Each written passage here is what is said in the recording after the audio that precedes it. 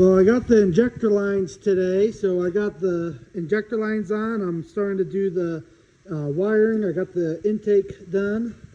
I might have some problems for the intake horn clearing the hood.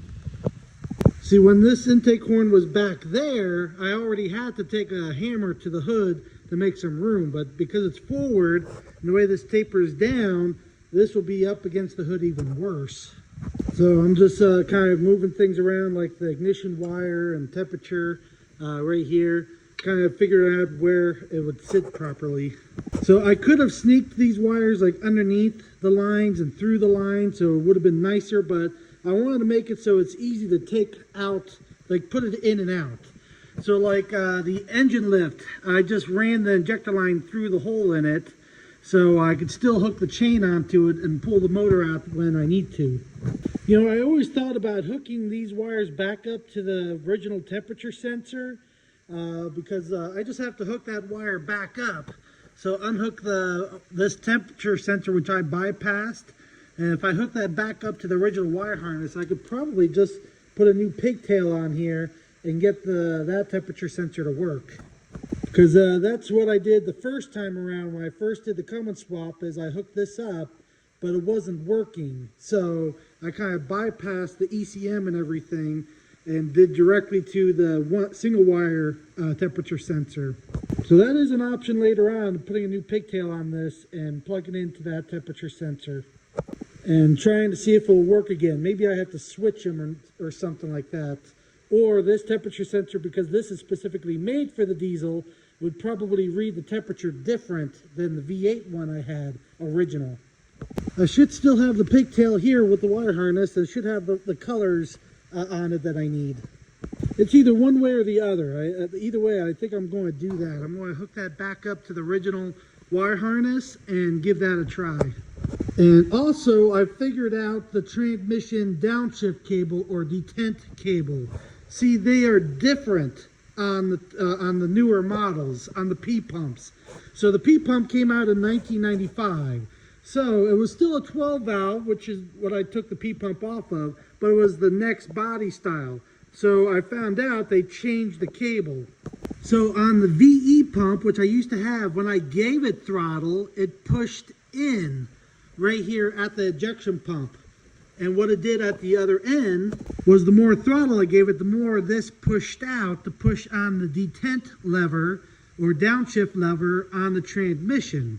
But on the P pump, how it hooks up is, now this cable mounts into the bracket and this end hooks to this right here. So when you give it throttle, when it pulls the give it throttle, it pulls out on this cable for the transmission downshift. So yes, it's opposite. It will pull on the cable instead of pushing in on the P pump. So basically on the other end, instead of going from the front of the truck towards the back to pull that lever forward, they have a bracket to reverse the direction down on the transmission, so it pulls that lever backwards with a spring. So I'll show you some pictures here quick. Like the missing piece, like I was trying to figure out how they hooked up this cable, because it's the same transmission. It's still the 47RH or RE, which is the four-wheel drive model. I knew it was the same transmission. The only difference was this is the 92 without the torque converter lockup, so it's only a 2-wire overdrive. The later models are 3 wires with a torque converter lockup. So I knew the transmissions themselves were the same. I was just trying to figure out how the cable hooked up. So I had a friend of mine that still had his truck all together. He reached out to me on Instagram and he sent me pictures of his transmission cable and the new transmission he put in his truck all together. And that's how I was able to figure this out. But I do appreciate everybody that watched that one video. I took the video down already, but I'm really appreciative of the people that helped me out to figure that out. Same thing with the antifreeze output, to turn it the other direction. So far, I don't think I need to custom build or make anything else. You know, the power steering pump and all that was easy. That was done. So I don't see any other things that I'm going to run into, any other problems. Really, the next hurdle I need to do is, I already have it figured out. I could have done for a fuel pump, which I took off this 12 valve right there. I could have done the mechanical fuel pump. It's a little bit different than the diaphragm pump I used to have on Stinky Pete. The diaphragm pump does about 8 to 10 psi of fuel pressure into the injection pump. But that type of mechanical fuel pump does between 30 to 35 psi for the peet pump. But because I plan on running straight waste motor oil, I need a little bit higher psi. And also, I did not have the complete fuel filter bracket to mount under there, and it just sucks to try to reach in there to change fuel filters. I'm going to go with like a Air Dog electric fuel pump or a fast electric fuel pump, which has 2 filters on it, a primary and secondary. So that also puts out something like 45 psi roughly. I forget exactly. You can also change springs on and up the pressure a little bit more. Another thing I could do is I can run antifreeze lines from the block down to the electric fuel pump, so it helps heat up the fuel before going up to the injection pump. Similar to the heat exchanger I used to have. So in theory, which I'm positive will run, I have friends of mine that used to do it, so this will run on straight waste motor oil. During the winter I might add 5% gasoline to the mix, so I know I don't have any problems with like gelling or anything like that. But that means if I can run it on straight waste motor oil, the only money out of pocket is my time to go pick up the motor oil and the time to run it through my filtration process and a little bit of electricity. So it would roughly come out to about 1 cent per gallon. So let's just say on the high end of 2 cents per gallon. Let's just double it. So that means I can drive to Florida and back for only 20 cents. So I could basically drive to Florida and back for like 20, 25 cents. I could drive to California back for about 50 cents out of pocket. Now I can also make a tank that goes in the back of this truck, so I can basically do filtration process into the bed of the truck, so that way I don't have to carry all the motor oil with me to drive to California and back.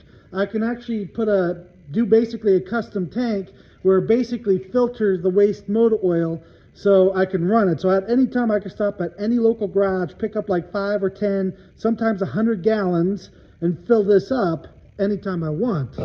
And of course, if I did not get enough waste motor oil, I can always run it on straight regular diesel fuel at any time also. So this will be a true multi-fuel system that I'm trying to accomplish here. So like I have plans later on to get the live, FMC or AFC controller for this. So I can always adjust the smoke screws, basically the diaphragms, and make those kind of adjustments on the fly. So at any time, if I get more gear oil in the mix, I can adjust it, or if it has more transmission fluid in the mix, or if I'm running regular diesel fuel, I can adjust it on the fly. And some other stuff I got for Stinky Pete also. Got the aftermarket gauges to mount in the truck. You know, it's the kind that mounts on the like windshield pillar. That way I can monitor my EGTs, so I can make adjustments to that later on. Also, I have a boost pressure gauge, so I can monitor how many pounds of boost I'm running. And I also have a transmission temperature gauge to hook up, because that was one thing I don't have on this truck, to monitor temperature. I can always get another gauge cluster that goes on the dash or under the dash, so I can have a mechanical, like a separate temperature gauge to measure the temperature of the block. And I can also have a separate oil pressure gauge, so I can monitor that. And I can also have a fuel pressure gauge, which I can mount right here. So I can also monitor the fuel pressure. So if the pressure starts getting too low, then I know I have to change the fuel filters. Or if the oil was getting a little bit too thick for that electric pump, I can just give it a little, like 1 or 2 gallons of gasoline from a gas station and thin out that oil, so I can make sure that this has plenty of fuel pressure into the system.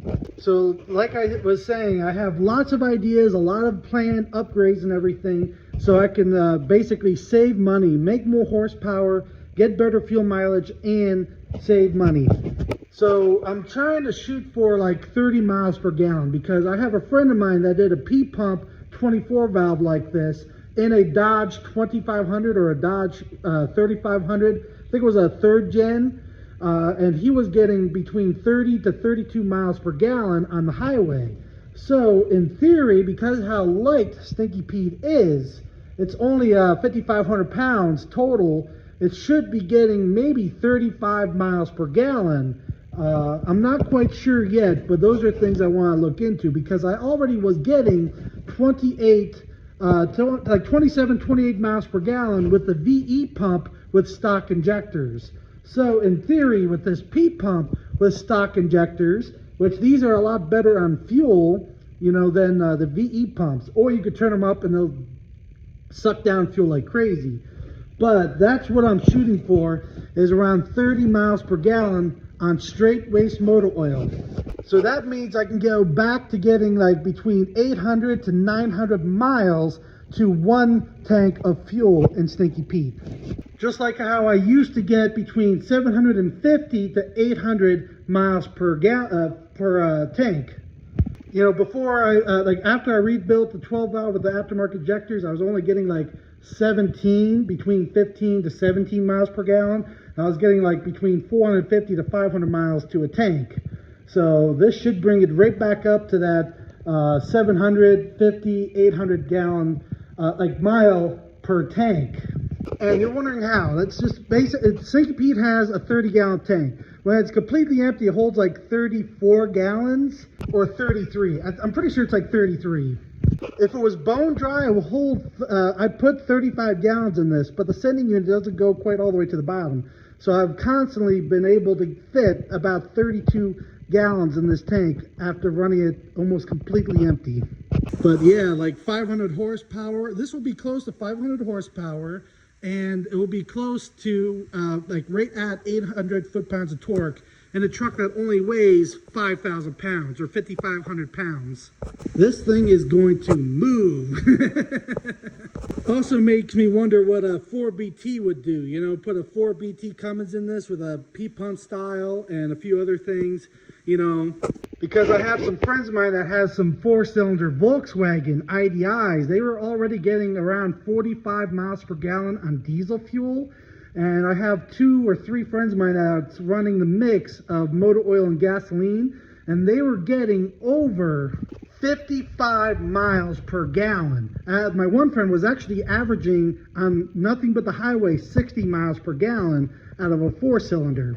That was a 4-cylinder manual, but he can put it in high gear. And he noticed if he stays right at 55 miles an hour in 5th gear, going down the highway, he was getting 60 miles per gallon. So sometimes I would like to maybe get another truck like Stinky Pete, get a hold of my one friend Edison Motors and do a diesel electric conversion kit. So having like a 4-cylinder diesel generator, doing the electric drive and everything. Because if that already gets out of a 4-cylinder engine straight to the differential gets over 50 miles per gallon, that means the diesel electric should possibly get 80 miles per gallon driving down the road. Maybe even more, just like diesel locomotives. They have diesel engines that generate electricity to run into traction motors.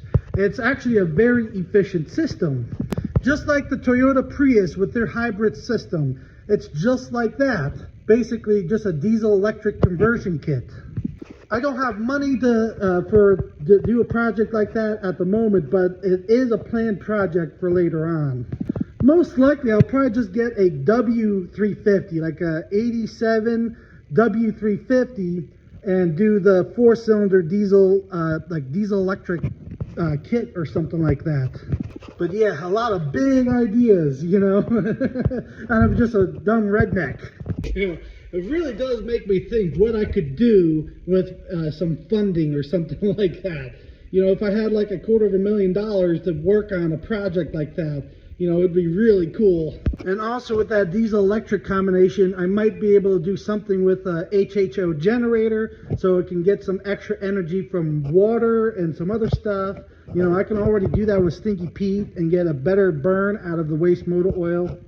Also, there's things I can do for the air intake to run on flammable gases also, so that also improves the burn of waste motor oil also.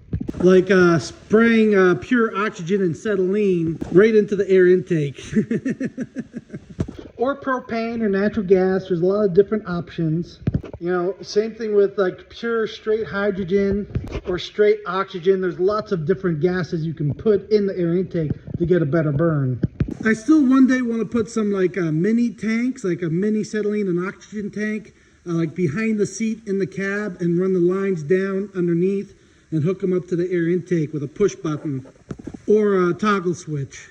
But yeah, it definitely makes me wonder what I could do if I had some help, you know, like some scientists or engineers, and try to make some of my ideas a reality, do some testing and fiddling around and stuff. You know, take something like this existing Cummins and redesign it and basically reverse engineer it so I can make it, set it up to run on straight waste motor oil by doing some simple stuff of like get custom injectors made and custom pistons, so it has the right injector and fuel bowl in the piston so it can burn straight waste motor oil nice and clean. Just like they do with container ships hauling freight to China and back. Also doing like a combination intake system, so like a supercharger and a turbo, the way they are tied together. So at low RPMs, the supercharger is doing all the work, and then once it gets over 2,000 RPMs, then it will switch over to the turbo, you know, like a compound turbo setup. You know, just so many ideas. I know I could test and fiddle around and see good like combinations, what I could do. Or a supercharger with a transmission on it. So it starts basically a 1-to-1 at between 500 to 2,000 RPMs, and then could have a centrifugal force clutch to engage a second gear, which will go instead of a 1-to-1, it would be 1-to-2. So 1 revolutions of the pulley would be 2 revolutions of the turbine, and double the output. Again, those are ideas and dreams and stuff like that, but you know, I just don't have the funding or resources to actually put things in trial, to make them. I don't have a CNC machine or a lathe. I don't have any of that kind of stuff. It's just like, I don't know how to program the computer to make the parts I want on a CNC machine. Or a like one of those like foundries or something like that. Try to make the parts I want out of wax, and then cast them in steel and try to make little parts here and there. Okay, I got most of the wires ran, so I found the pigtail for the temperature sensor, so I'm going to hook that back up and see if I can hook it back up to the factory ECM like it was before. So I just got unhooked the single wire here and hook it back up to the wire harness. And I'm going to try to use the factory wiring back through again. I got everything roughly ran, so I could just start zip tying this all together and make it nice and neat. So I got the exhaust temperature, the boost gauge. I have a wire running down to the transmission. I got the sensor there to hook up to the transmission, and I got the wiring right here to go through inside the cab, and then I still got to hook up all the gauges, as you can see. So my regular factory gauges should still be working after I'm done, and I got the boost gauge and exhaust temperature and trans temperature, which I did not have before. So once all the electrical is done, then I can start going and putting the nose back together. Well, actually, before I put the nose together, I want to do the turbo. So I'm going to have to take my old turbo off, my old motor here. I got to rebuild it with the kit here, and bolt that up to Stinky Pete and hook that all up. And it's definitely coming along now.